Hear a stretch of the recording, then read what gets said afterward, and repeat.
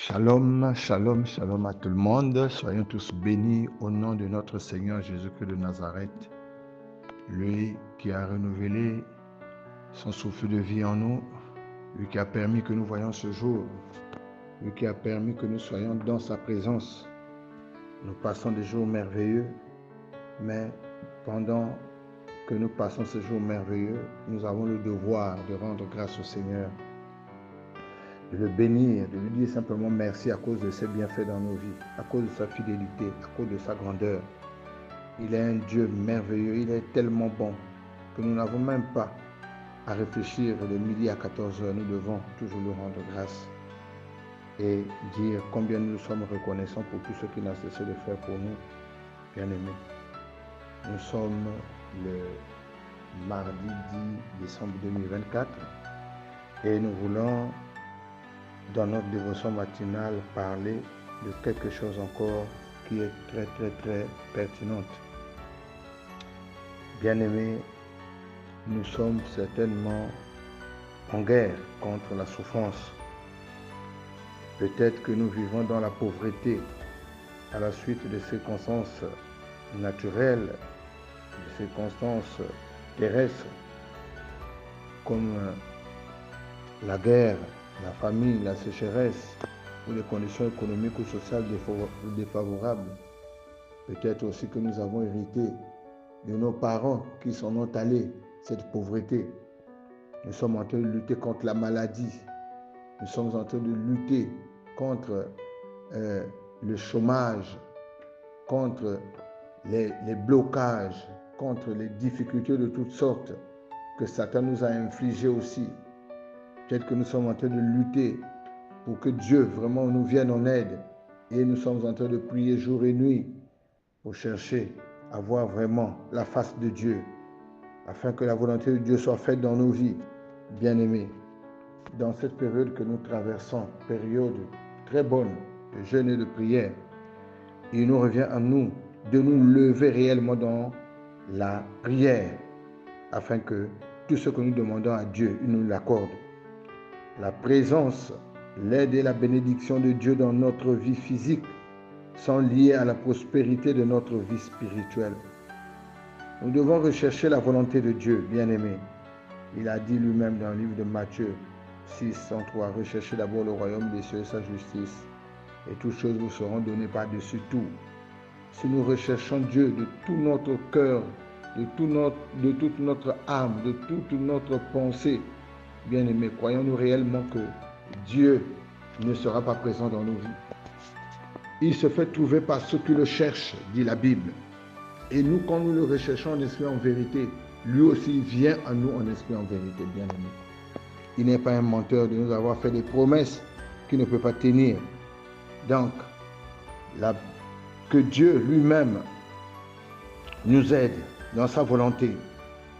Nous sommes appelés à obéir au Saint-Esprit, nous mettre à part du monde, parce que Dieu nous a retirés du monde pour que nous soyons mis à part.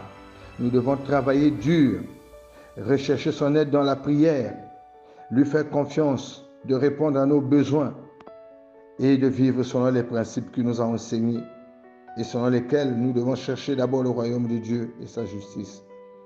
Bien-aimés, même si nos âmes prospèrent, cela ne veut pas dire que les problèmes nous seront systématiquement épargnés dans d'autres domaines de notre vie. L'adversité, l'affliction et les besoins doivent être affrontés dans la prière et la confiance en Dieu. Si nous agissons, non pas comme nous le voudrons, mais comme lui le voudra, bien-aimé, il n'y a pas de raison qui ferait que Dieu soit loin de nous. Il est un Dieu merveilleux. Le premier élément à se rappeler, c'est que Dieu fait partie prenante de nos souffrances. Même Satan, qui est le Dieu de ce siècle, il ne peut rien faire si il obtient la permission de Dieu. Bien-aimé, si Dieu nous afflige dans sa parole, il a promis lui-même qu'il ne permettrait pas que nous soyons tentés au-delà de nos forces. Dieu a également promis que les souffrances et les persécutions concouraient au bien de ceux qu'il aime. et qui obéissent à ses commandements. Le cas de Joseph, bien-aimé, nous connaissons que Joseph, c'est un garçon qui aimait Dieu. Il a reconnu cette volonté dans sa propre vie de souffrance. Et l'auteur, aux Épîtres aux Romains, démontre comment Dieu utilise les événements pénibles de nos vies pour notre avantage et notre croissance. Bien-aimés, Dieu a promis qu'il se tiendrait près de nous dans nos souffrances et qu'il nous accompagnerait dans la vallée de l'ombre de la mort, nous dit le psaume 23, verset 4. Il le fait par le Saint-Esprit qui nous réconforte dans toutes nos afflictions.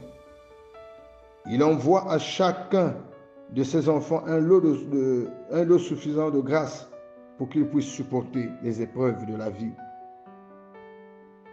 Il ne faut pas aussi oublier que le Seigneur Jésus prend part à nos souffrances lorsque nous invoquons son saint nom. Nous trouvons en lui un souverain sacrificateur compatissant qui a lui-même fait l'expérience d'épreuves et de souffrances semblables aux nôtres, aussi diverses soient-elles. En effet, ce sont nos souffrances qu'il a portées, c'est de nos douleurs qu'il s'est chargé. Nos souffrances sont donc apaisées grâce à celles qu'il a subies pour nous à la croix. Bien-aimés, nous devons maintenant aborder ce sujet de la souffrance chrétienne, bien-aimés. Nous devons considérer d'abord les multiples raisons pour lesquelles les êtres humains souffrent et en quoi ces raisons nous concernent. Si nous pouvons identifier une raison spécifique, nous devons y appliquer la conclusion appropriée. Croyons d'abord que Dieu pense vraiment à nous, quelle que soit la gravité des événements que nous vivons, bien-aimés. La souffrance ne devait jamais nous conduire à nier l'amour de Dieu ou à le rejeter comme Seigneur et Sauveur. Donc, tournons-nous vers Dieu dans la prière et cherchons sa face, attendant qu'il nous délivre de l'affliction. Attendons-nous aussi à ce que Dieu nous donne la grâce nécessaire pour supporter l'affliction jusqu'à ce que vienne la délivrance. Souvenons-nous toujours que nous sommes plus que vainqueurs par celui qui nous a aimés. La foi chrétienne ne repose pas sur la disparition des faiblesses et de la souffrance, mais plutôt sur la manifestation de la puissance divine à travers la faiblesse humaine. Donc, lisons la parole de Dieu et plus particulièrement les psaumes qui réconfortent dans les moments difficiles.